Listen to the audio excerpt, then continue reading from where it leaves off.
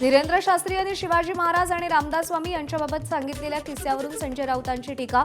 मी इतिहास तज्ज्ञ नाही, शिवाजी महाराजांचा इतिहास जेवढा माहिती आहे तेवढा माहीत असल्याचं राऊतांचं विधान.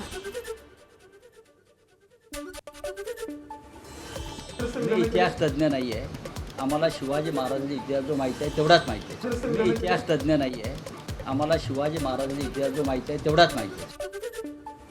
दरम्यान बागेश्वर बाबा कोण आहेत, ते का इतिहास तज्ज्ञ आहेत का? मनसे नेते संदीप देशपांडे यांचा धीरेंद्र शास्त्री यांच्या शिवाजी महाराजांबाबत केलेल्या विधानावर आक्षेप.